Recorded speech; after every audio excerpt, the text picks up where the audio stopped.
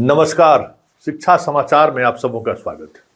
और आज हम शिक्षा समाचार में दो विषय पर चर्चा करने जा रहे हैं और दोनों विषय गंभीर हैं। पहला विषय होगा जिस पर हम चर्चा कर रहे हैं। आज सुबह सुबह एक दुखद भरी खबर आई है। 2 शिक्षकों की मौत हुई। वो मुख्यमंत्री को भ्रमण करने के लिए, जो बच्चों को भ्रमण कराने के लिए जो शिक्षक जाते हैं, रात में लौट रहे थे 12:30 बजे। जीटी रोड पर ट्रक और बस में सीधी टक्कर हो गई, जिसमें 2 शिक्षकों की मौत हो गई है। 12 से अधिक बच्चे घायल हैं। चर्चा उस पर भी होगी। चर्चा आज मैट्रिक की परीक्षा शुरू हो गई है और वही सीन आपको पूरे बिहार से देखने को मिल रही है।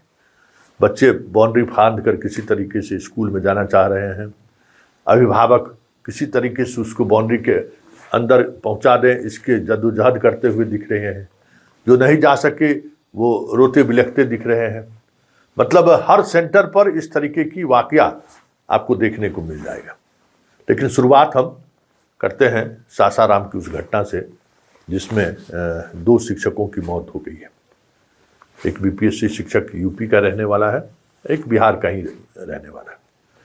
एक शिक्षिका बुरी तरह से घायल है, एक शिक्षक घायल है और 12 से अधिक बच्चे घायल हैं। सभी मुख्यमंत्री परिभ्रमण योजना के तहत घूमने के लिए निकले थे। एक बड़ा सवाल है, मोहनिया कैमूर के बच्चों को पटना लाना, गया लाना या इतनी दूरस्थ जगहों पर मुख्यमंत्री का भ्रमण पर ले जाना, बच्चों को दिखाना कहाँ से जायज? क्या उनकी सुरक्षा को लेकर विभाग सचेष्ट है क्या? आज जिस 2 शिक्षकों की मौत हो गई है, उसके लिए जिम्मेवार कौन है? विभाग की जिम्मेवारी तय होगी क्या? क्योंकि छोटे छोटे बच्चों को लेकर 400 किलोमीटर 300 किलोमीटर आना जाना, 200 किलोमीटर की दूरी तय करके, फिर 250-300 किलोमीटर की दूरी तय करके फिर पटना से परिभ्रमण कराकर उसको वापस ले जाना कहाँ से न्याय संगत है? ये समझने वाली बात है। क्योंकि ये सारी चीज़ें ऐसी है ना, जिन चीज़ों के सहारे सरकार के मंशा पर हम सवाल नहीं कर रहे हैं, सोच पर सवाल खड़ा कर रहे हैं। किस तरीके की घटनाएं हो सकती हैं इतनी, और इस छोटे उम्र के बच्चों को लेकर इतनी दूरी तक की यात्रा, लड़के लड़कियां सभी वर्ग के लड़के लड़कियां रहती है। ये इस योजना की हम खिलाफत नहीं कर रहे।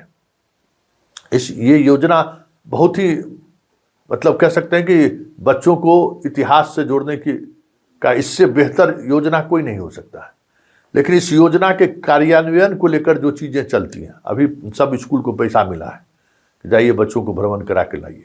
एक बार पूरे बिहार से सभी स्कूल से बच्चे जो है सो भ्रमण करने के लिए आना शुरू। अभी ठंड का समय तब खत्म हो गया, नहीं तो कोहरा के समय में भी ये सब शुरू रहता था। लेकिन इतनी दूरी पर लाने का मतलब क्या है? और जिस तरीके से लाया जाता है, जितनी राशि दी जाती है और जो व्यवस्था रहता है, क्या कभी सरकार इस पर मॉनिटरिंग की है क्या? उन बच्चों की सुरक्षा को लेकर, उन बच्चों के सेहत अलाउ करेगा क्या इतनी लंबी यात्रा करने को लेकर? कहाँ रास्ते में उसको वॉशरूम में ले जाया जाएगा? कहाँ उसको अगर इतनी दूरी में कहीं बैठने ठहराने की कोई व्यवस्था कभी सरकार इस पर सोची है क्या? कभी नहीं। बस जो एक सरकार का जो लाभुक योजना है, उस लाभुक योजना के तहत बच्चों को लाभ पहुंचाना है, बच्चों को अपने तरीके से साधना है। पढ़ाई लिखाई का वास्ता कितना है कहने की जरूरत नहीं है। लेकिन चलते चलते ये सवाल जरूर है कि इन 2 शिक्षकों की जो आज मौत हुई है, जिम्मेवार कौन है? अब चलिए हम आज की मैट्रिक परीक्षा की बात कर लेते हैं। मैट्रिक परीक्षा में आनंद किशोर का एक फतवा है कि इतना मिनट्स के बाद बच्चों को अंदर जाने नहीं देना है। बहुत सही बात है, होना भी चाहिए। क्योंकि अक्सर ये शिकायतें आती रही हैं पहले कि बच्चे जो विलम्ब से पहुंचते थे वो बाहर से प्रश्न पत्र सॉल्व करके उनको मिल जाता था और वही लेकर अंदर वो घुस जाते थे और आराम से पूरे परीक्षा भर वो लिख लेते थे। ये जेन्युइन घटना है। ये हम लोग भी देखे हैं कि परीक्षा, क्योंकि सेंटर पर क्वेश्चन 1 घंटा पहले आता है, वो क्वेश्चन बाहर निकल गया, उसको सॉल्व कर दिया गया और तुरंत बच्चे जो जा रहे हैं अंदर उसको उस सॉल्व क्वेश्चन का जवाब लेते हुए वो अंदर चली जाती हैं। तो उसको रोकने के लिए तो इन्होंने व्यवस्था बहुत सही की है।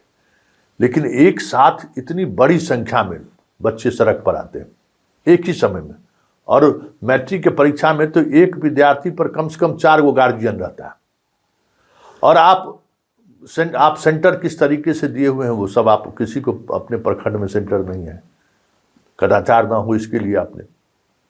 लेकिन जो आपका ट्रैफिक व्यवस्था है या आपके सड़कों की जो स्थिति है ट्रैफिक लोड लेने का, कभी उसका मूल्यांकन सरकार ने किया है? मतलब बिहार बोर्ड ने किया है क्या कि भाई सीबीएसई 2 पाली में लेता है अलग अलग एक ही विषय की परीक्षा, आप एकदम, और एक लंबा गैप रहता है, और आप एकदम 6 दिन में परीक्षा खत्म कर देना, 7 दिन में परीक्षा खत्म कर देना।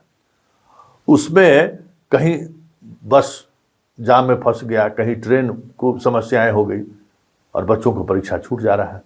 और उस स्थिति में बच्चे को लगता है कि अब मेरा क्या होगा, क्योंकि उस बच्चों को थोड़ी पता है कि फिर परीक्षा देने का मौका मिलेगा। ये क्लियरिटी नहीं रहता है, उसको लगता है कि मेरा परीक्षा तो छूट गया और अब हमारा 1 साल बर्बाद हो गया। तो वो अवेयरनेस भी नहीं है कि अगर इस तरीके से परीक्षाएं अगर किसी की छूट जाती है तो उसको आप एंट्री लीजिए, उसका विधिवत सब कुछ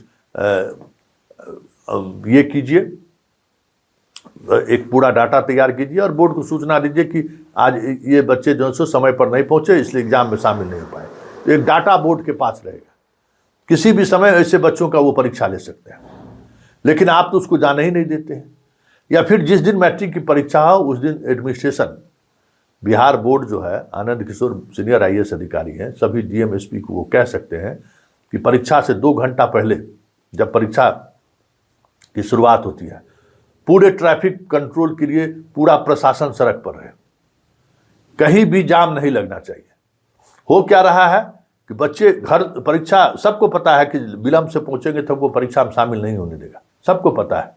लेकिन हो क्या रहा है कि 2 घंटा पहले भी जो बच्चा निकल रहा है घर से, वो कहीं न कहीं जाम में फंस जा रहा है, क्योंकि एकाएक बड़ी संख्या में लोग, गार्जियन मोटरसाइकिल से, साइकिल से, बस से, ट्रेन से, अपनी गाड़ी से, 4 व्हीलर से लोग सेंटर की तरफ जाते हैं।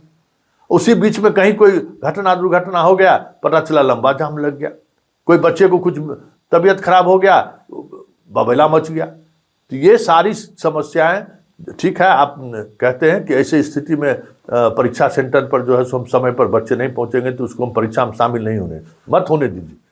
लेकिन बाकी जो सपोर्ट सिस्टम है, जो बच्चे समय पर स्कूल पहुंच जाए, वो व्यवस्था भी तो सरकार के अधीन ही है ना। ट्रैफिक किसके अधीन है? तो इस परीक्षा के दौरान में ट्रैफिक व्यवस्था सुदृढ़ रहे, इसका भी प्रशासन को ख्याल रखना चाहिए। और परीक्षा के शुरू होने से 2 घंटा पहले कम से कम पूरे ट्रैफिक व्यवस्था कैसे रेगुलेट हो, इस पर हर जिले के DM SP के साथ ब्रीफिंग होनी चाहिए और DM SP खुद मॉनिटरिंग करें। नहीं तो इस तरीके की घटनाएं आए दिन इंटरमीडिएट के भी परीक्षा में भी देखने को मिल रहा था और मैट्रिक के भी परीक्षा में देखने को मिल रहा है। इसमें कोई हादसा हो गया तो फिर कौन लौटा देगा किसी के बाल बच्चे को?